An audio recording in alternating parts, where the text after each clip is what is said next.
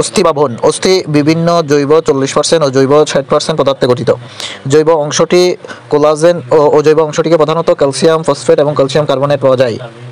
তরুণাস্থি বা কুমলাস্থি একটি অর্ধকঠিন এবং স্থিতিস্থাপক পদার্থে গঠিত। তরুণাস্থি কোষকে কন্ড্রোসাইট বলে। তরুণাস্থির প্রকারভেদ। 4 ধরনের তরুণাস্থি পাওয়া যায়, সেগুলো হচ্ছে স্বচ্ছ হায়ালিন, স্থিতিস্থাপক শ্বেত তন্তুময় ও চুনময় বা ক্যালসিফাইড তরুণাস্থি। 1 নম্বর স্বচ্ছ তরুণাস্থি, যেটি স্তন্যপায়ীর নখ, শ্বাসনালী, ষড়যন্ত্র প্রভৃতি স্থানে এবং ব্যাঙ ও হাঙ্গরের ভ্রূণে বা পরিণত দেহে প্রচুর পরিমাণে এই তরুণাস্থি পাওয়া যায়। 2 নম্বর স্থিতিস্থাপক বা পীততন্তুময় তরুণাস্থি। বহিকর্ণ বা ফিনা আলজিওভা এই ধরনের তরুণাস্থি পাওয়া যায়। শ্বেততন্তুময় তরুণাস্থি। 2 কোষেরুকার মধ্যবর্তী অঞ্চলে এই ধরনের তরুণাস্থি পাওয়া যায়। চুনময় বা ক্যালসিফাইড তরুণাস্থি। হিউমেরাস ও ফিমারের মস্তকে এই ধরনের তরুণাস্থি পাওয়া যায়। অস্থিসন্ধি বা বোন জয়েন্ট। 2 বা ততোধিক অস্থি সংযোগস্থলকে অস্থিসন্ধি বলে।